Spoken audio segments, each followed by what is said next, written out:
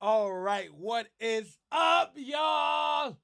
It's your boy Jared Smith, aka Godson. Yo, so as y'all know, all right, this is the reason as to why I was missing in action.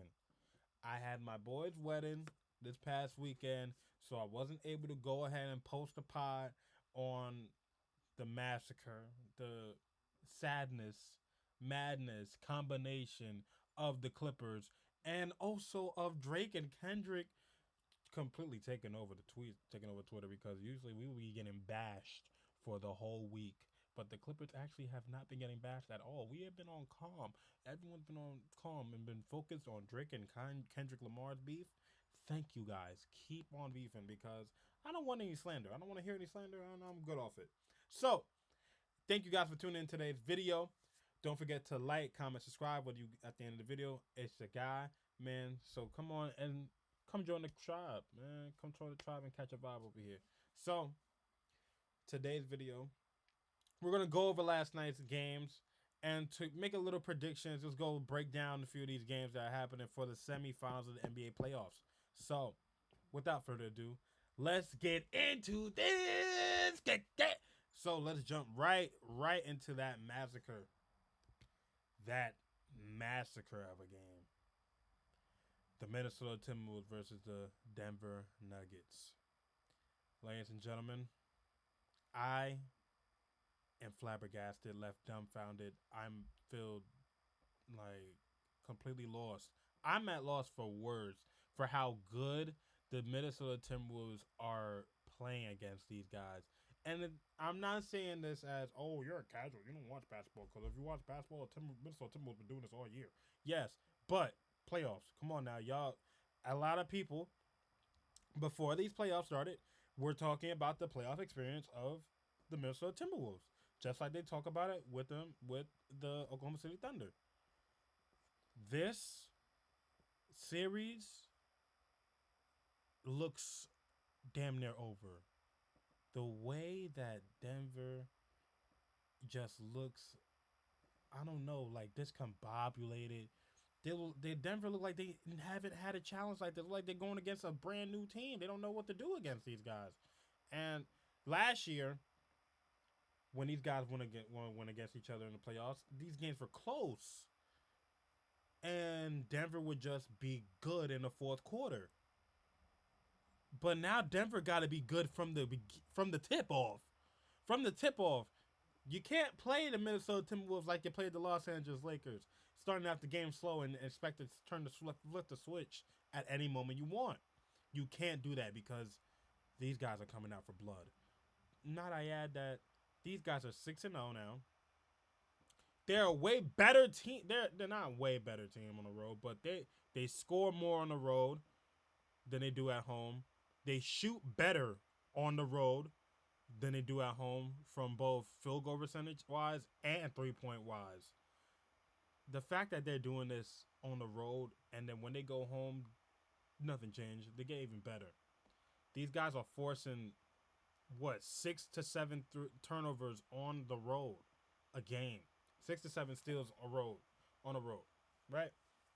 At home, it's 10. It's nearly 10 steals a game at home for these guys, and that's the thing we're gonna go into this too. Defense. They have the best defense in the NBA. The Minnesota Timberwolves have the best defense in the NBA, and it's not even close. It's not a joke. I have never watched Jamal Murray get harassed the way I did last night. It was sickening.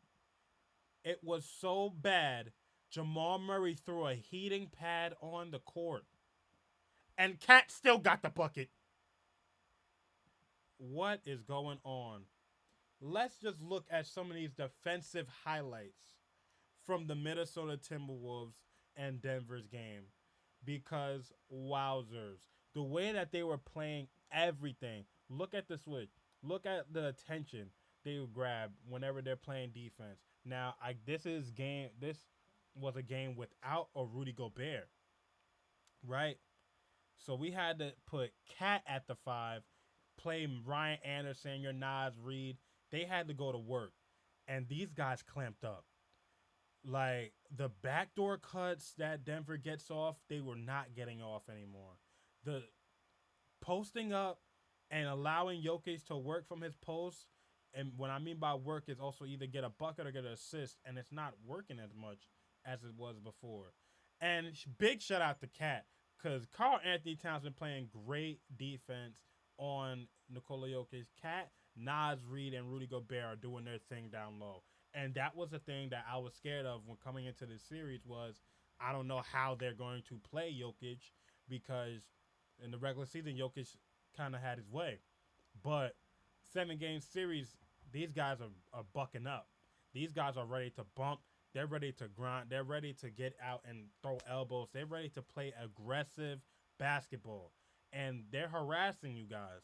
They're harassing Jamal. Look at this. Jamal can't even get to where he wants to get to. He had to dish out. Like the ball movement of them. Like they're picking up. The picking up from each spot. The rotations they're making. Like everything is damn near perfect with the Timberwolves on defense. Look at the switch.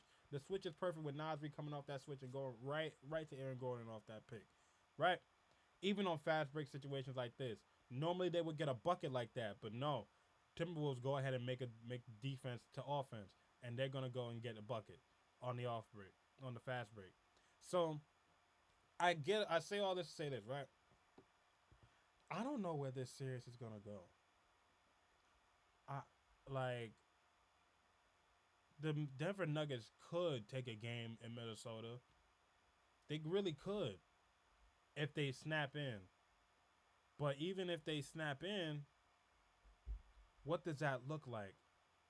What does that look like? Do you get more MPJ involved? Do you run some more sets where Aaron Gordon has the ball and he dishes it to Jokic and y'all work from there? Or you got to come up with something. Because if you're going to win a game against the Minnesota Timberwolves, here's what you're not going to do. You're not going to win a game where Justin Holiday, no Drew, no, this is brother. Justin Holiday was the third scorer, was the third person with the most points in the game. MPJ had 9 and went 4 of 12, 1 to 7 from 3. Jamal Murray, 8 points, 13 rebounds, 2 assists. He went 3 of 18 and 0 of 4 from 3. KCP, 4 points, 2 of 6 and 0 of 2 from 3. Jokic went for 16 and 16, 5 of 13, 0 of 5. Aaron Gordon was the leading scorer with 20 points. He had 18 of 14 and 3 of 5 from 3. Justin Holiday had 13 points, 4 of 6, and then 4 of 5 from 3. You're not winning games like that. And Reggie Jackson just got hurt. So now you gotta get one of these young cats and pray that they can give you some. Denver is looking shaky. I even said this when y'all dropped Bruce Brown. When Bruce Brown said he was going elsewhere, you should have gave him that money. You could use Bruce Brown right now. 18 point a game with defense from Bruce Brown right now would make the difference right now. Cause I ain't gonna lie to you guys. I don't even think y'all got enough to guard Ant. Ant shot over a double team and a fadeaway right over. Like, it's sickening. It's actually sickening. You guys, and when I say you guys, Denver Nuggets, you guys have to step up in some type of way. I don't know who's going to step up. You got Peyton Watson. You got the Christian Braun. You got when you look at the list, Denver doesn't really have a lot. You had Bruce Brown and Josh Green. And I say Josh Green, Jeff Green. That was enough because 2 vets that just want to play defense and will score the ball when needed to, when given the ball. And right now, it's looking shaky, baby. Like, it's ridiculous. Minnesota is up 2-0 in this series, and I would not be surprised if they go 3-0. I think we're in danger of a sweeping situation. But Mike Malone, he is a great coach. He can make adjustments, and just maybe Denver can go snatch a game out in Minnesota, so they can make this series some type of competition, because y'all was down nearly 32 points in the middle of the third quarter, and that is atrocious. I don't think I ever seen Denver get washed the way they did last night. That was epic. Keep it going. Nikhil Alexander Walker, Jaden McDaniels. Wow. Wow. Just wow. You know, when Ant said, you got KD, we got Jaden McDaniels, it hits now. That hits right now. That quote is smacking right now. You shit me? Jeez Louise. All right, man. Next game from that evening, let's touch upon the Indiana Pacers versus the New York Knicks. All right. Great game. Great game. We're going to be getting great games in all these series. Maybe not that Celtics and Cavaliers, because I don't like them. I don't like that series. That series is way too easy for Boston, if you ask me. But let's just go into this, right?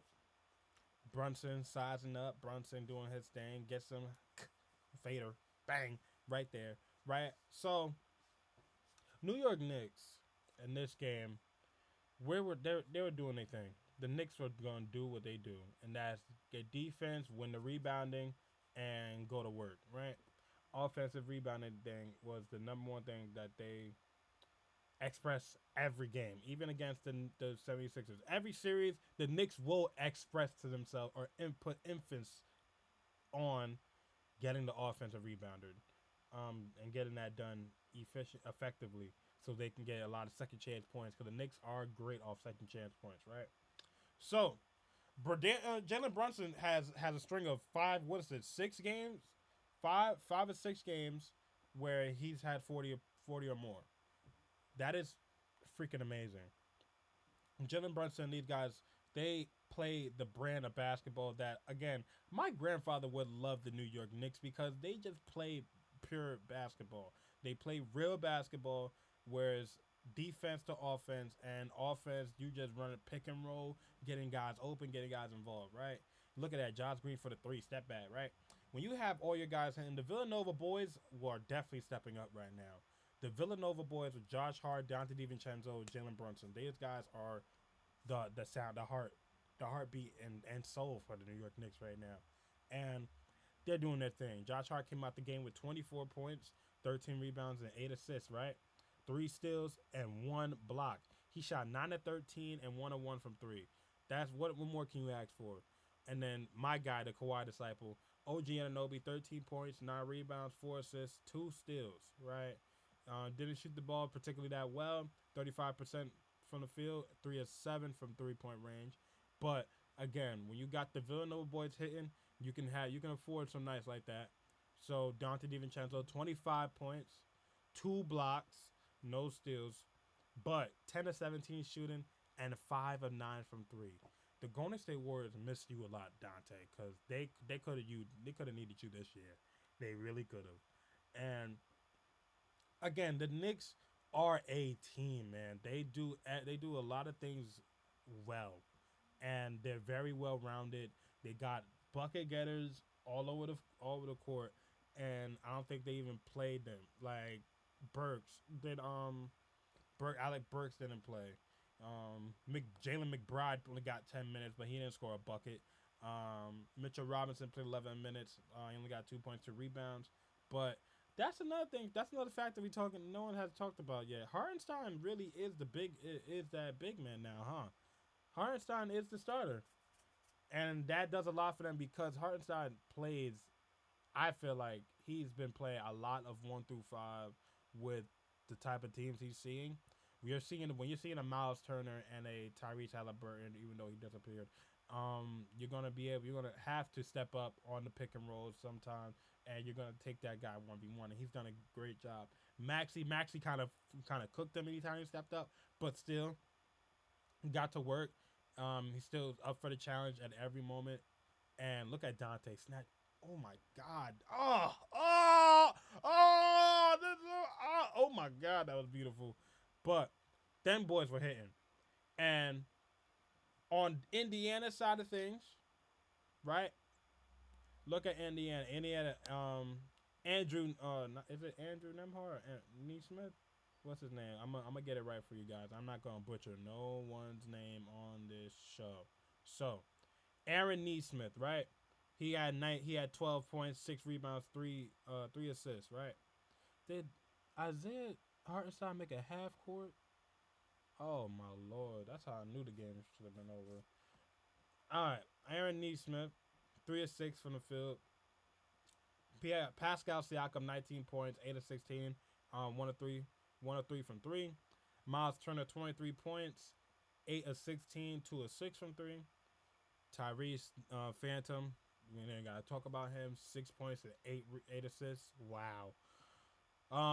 Obi Toppin 12 points. TJ McConnell 18 points. Andrew Nemhard 11 points. These guys, you're gonna get a lot of production from the Pacers because just the ball movement and the pace that you guys play with, the running gun action that they do, is just damn near unstoppable when they get running. And what looks like a sorry team, they're really good on offense. They can really play with anyone when it comes to offense, and they can score a lot of points.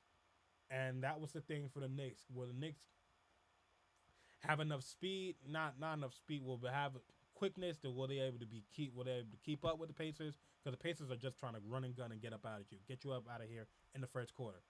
But the Knicks fought every bit of this game and continue to fight with the continuous rim pressure and being able to kick out, find the open guys, having Brunson take over when it's time to take over was very key for the Knicks. And not only that, but the referee did hand them the game at the end. I'm not going to lie to you guys. The ref called a illegal screen on Miles Turner and a couple seconds left in the game, and it screwed the game over because they only needed a bucket to go and tie the game. And that was the setting factor. And look at this. Obi Toppin through the lab. Through the lab. Oh, that was nasty. Not a playoff game.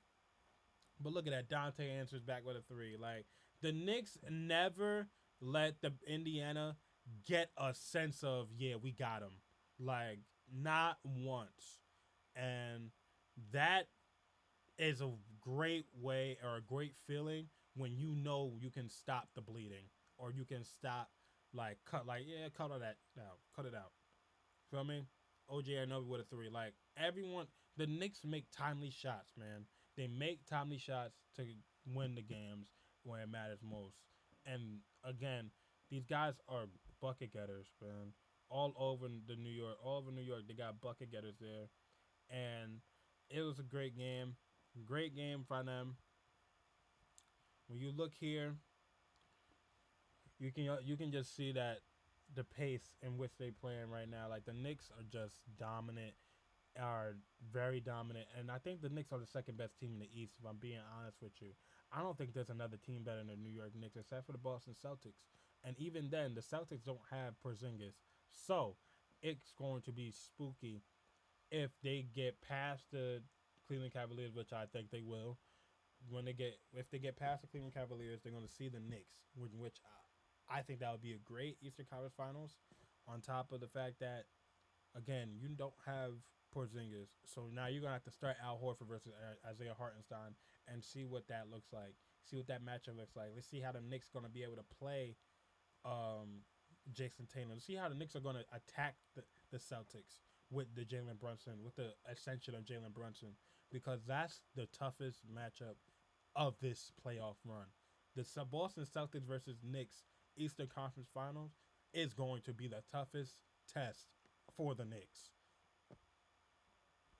But like I said, I got the New York Knicks coming out of this series in five. I don't think the Indiana Pacers can take them to 6 or 7 games. I doubt it. I doubt it. Maybe I think the Pacers can get 1 game. Can definitely get 1 game. Two, may all right, but three, hell no. I don't know what the. We ain't going to 7 with this. We ain't going to 7 with this. But this is a hard fought battle. Um, New York, keep doing your thing, and we're gonna keep watching, keep seeing what y'all gonna do. Now, there's some other semifinals games that are taking place today. 7 p.m. We got the Cleveland Cavaliers versus the Boston Celtics, and at 9:30 we got the Dallas Mavericks versus the Oklahoma City Thunder. Now, I'm gonna touch upon that second game I just mentioned, the Oklahoma City Thunder and the Dallas Mavericks. Yes, I do. So we're gonna just put their video up, so I have some stuff to show y'all while the video's going, while I'm talking and speaking my John. So let's start out with Dallas, right? Let's start out with Dallas. Dallas just knocked off the Los Angeles Clippers. Jesus. They just knocked off they just knocked off the Los Angeles Clippers, and in a fashion in where Kyrie Irving just did Kyrie Irving things, and Kyrie stepped up once again in the second half with a plethora of points, 20 plus points in the second half. The Dallas Mavericks have shown us that they are who they were, who they are when they came out of that All Star break. They are that team, and they put a big emphasis. They emphasize defense. For a Jason Kidd team to emphasize defense is kind of scary. Um, when you got P.J. Washington, Daniel Gafford, those guys all chipping in and playing tough defense. Josh Green playing good defense. Kyrie taking on the defensive matchups, and Luka Doncic doing Luka Magic stuff, right, and taking on some defensive matchups, right. Now, even though these guys are still going at them, they're going to step up and take the matchup regardless because they know they have to and they know they have to get stops in order to win. And that's what Luka and Kyrie have finally like locked in because no defense, no wins. And no wins, no third round, no final, none of that. So when we look at the Dallas Mavericks matching up with the Oklahoma City Thunder, there are a plethora of ways that Dallas could play Oklahoma. But what I see and what I'm seeing is simply just how does Kyrie take on the Shai Gilchrist Alexander matchup, and how does PJ Washington take on the Jalen Williams matchup, or that switching, or for Luca taking on the Jalen Williams matchup. How is that all going to factor? And then expect a lot of switches because both of these teams can switch 1 through 5. Both teams have a 5 that can switch 1 through 5, and Gafford might be the one that gets less playing time.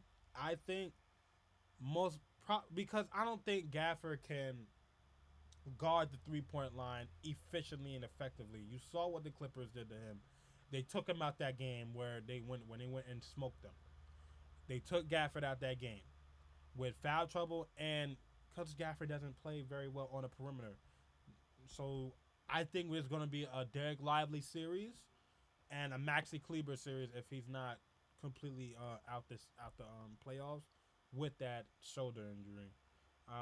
Let me see right now. Yeah, Maxi Kleber is out reportedly. Luca's game time decision. Luca's gonna play regardless. We know Luca's gonna play, but Maxi Kleber is out. So you lose someone who plays on the perimeter and shoots threes effective and efficiently, as much as a Kyrie and those others. Um, when you losing someone like Maxi Kleber, that means someone else has to step up. Now you're getting. I believe you should be getting Tim Hardaway Jr. back. I don't see him on the injury report anymore. So Tim Hardaway Jr. coming back is very good because he can either really help and shoot the lights out or disappear and turn the lights off. Like electricity is gone out. You didn't even pay the bill. Like it's one of those. Tim Hardaway Jr. has to come in this series and hit because Oklahoma City doesn't have a person that doesn't shoot threes consistently. Isaiah Joe is someone that's going to knock down threes. You got I said Josh Giddey. Ew, I can't believe I said his name. Um, Josh Giddey is going to be a reason Oklahoma City might get exposed, but that's another part for later. Lou Dort steps up. You got guys like again, Jalen Williams is averaging 21 points a game right now, along with Shy's 26, I believe, if I'm not mistaken. Right? These guys are bucket getters. Shy's averaging 27 points a game right now. Lou Dort's averaging 11. Chet's averaging 15. Jalen Williams averaging 21. And Josh Giddey's averaging 12, right? All these guys have plus four rebounding, and two guys out here that average five or more assists. And everyone else averages at least three assists. So you're getting ball movement from every position on the court. You're getting someone that's going to attack because don't sleep on Lou Dort. Lou Dort can go get can go get a bucket and hit shots. We saw it happen. We can. Josh Giddey is definitely just a person. Is definitely just a waiter. He sets everything up, and they finish it. How do the Knicks? I said Knicks. How will the Mavericks play that? Do you go with a wing centric lineup and just throw Tim Hardaway in there? Maybe you put for craps and giggles. Maybe you put PJ Washington at the five and put PJ on Chet and put Luca on Jalen Williams and Kyrie on Shy and just give him and just switch. Give him a dosage of that because with a lineup like that, you can switch through everything. And again, Chet's not a big body, so Chet pushing around PJ Washington, I don't really see as much going down. So you throw some muscle at him, could get a little shaky. Again, the Mavericks have 1 to 6 guys they can throw at them. Now that you got Tim Hardaway, that 1 to 6 is now 1-6, maybe 7. But here's the also downfall of the Mavericks. Mavericks have guys that miss shots and a lot of shots. Dallas Mavericks have guys like PJ Washington that can go 2 of 7. You have guys like Maxi Kleber that have been known to go instead of having good games, they had crappers. Tim Hardaway Jr. I have watched Tim Hardaway sell a game for the Dallas Mavericks. I've watched Tim Hardaway throw away a game, all because he's missing shots and not getting back on defense, stuff like that. It's excuse me. It's all about 1 to 7. 1 to 7 guys that are going to get the job done. Besides the 2 stars, what are the other 5 to 6 guys going to do? You understand? And that is what is going to be needed. This is a role. The role players have to win you a game or two in the playoffs, whether you like it or not. Shy isn't going to get 40, 30 every game. He can have a game where he's shooting less than what he usually shoots, scoring less than what he usually scores. That happens. It's a 7-game series. You're supposed to have one or 2 games off, right? Those are the games where the role players have to step up, and said Denver, wow, and OKC, the Thunder have a bench unit that can step up. I wholeheartedly agree. But let's look on Thunder side of things, right? How is Thunder going to play this Luka Kyrie centric offense? Kyrie done chipped up the best defense for him, arguably. Chipped up Paul George, Russell Westbrook, Terrence. Like, he got to his spots no matter who was on him. Now, are the Oklahoma City have enough defense for Kyrie and Luka? Yes, they have bodies to throw at Kyrie and Luka. They have multiple people they can throw at Kyrie and Luka. But like I said before, how do you stop the pick and roll? How do you stop that dangerous pick and roll with Luka and Daniel Gafford, that Luka and Derek Lively? Because even the Clippers had pieces to stop them in their pick and roll, and it still didn't work. Derek Lively and Daniel Gafford had a game, literally where they won a game. Oklahoma City has to find a way to slow that down, to slow Kyrie in the second half down, because again you have the bodies, but Lou Dort can't be everywhere, and Jalen Williams can't be everywhere. Shy is a good defender. Is Shy going to take on the matchup of Luka or Kyrie? I expect him to take Kyrie. I expect Jalen Williams to take Luka, or Lou Dort is going to take Kyrie and let Shy take a Josh Giddey. I said Josh Giddey. Let Shy take a Tim Hardaway Jr. or PJ Watson on the other end, right? But again, these guys you can run a lot of. Both of these teams have can run a lot of ghost screens, fade like cut like these guys can run out different types of motion in the offense. Like it's going to be one to watch, ladies and gentlemen. And if I had to choose, whew, I it's tough, man. It's really tough because Dallas really have a solid. Dallas has a solid 1 to 6, but again, this is a team. This is a team that has one to probably 7 or 8 guys that can go get buckets. And some may say, "Hey, they went against the Pelicans for their first playoff series. That is not a good experience team. That's not a very good experienced teacher, lesson learner, like teacher. Like it's not one of those teams where you're like, oh yeah, they're ready for Dallas. Like you went against the Pelicans, bro. Like no Zion.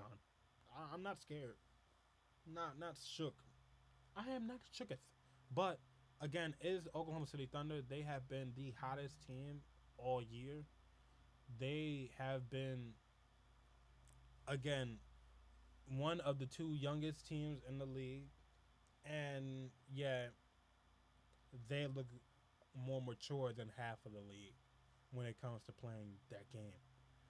And like them, just like the Timberwolves, these guys are young, explosive. They have an identity. When you have an identity, it changes everything for you.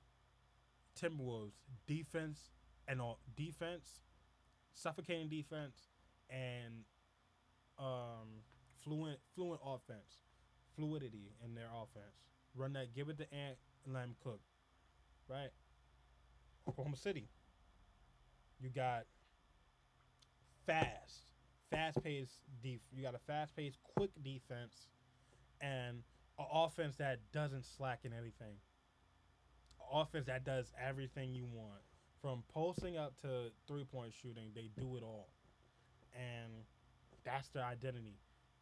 You got quick feet, aggression on defense from Oklahoma City, and on the offensive end, you got everyone out there that can lace that jump. They can everyone. It's gonna be a great matchup. It's gonna be one of those to watch, and that is a series I will be watching because I still don't know who to choose. I think I'm gonna go with the dang man. Dallas can really beat anyone in the West right now. I think Dallas has everything they need to go to the finals, but I don't think they get past the Timberwolves. I think, dang, I'm gonna go with OKC. I think I'm gonna go with the underdogs. I think I'm gonna go with OKC to win this series. This could definitely go in 7. I feel like this is going 7. This is going 7. I don't know how else I would call this. If this goes anything less than 6, it is a travesty. It is a travesty because again, People want to say playoff experience. They don't have the playoff experience. But again, you're going against still a young team in the Dallas Mavericks where only two guys have playoff experience on the team. There's literally only two guys on Dallas that have playoff experience, and that's Kyrie and Luka.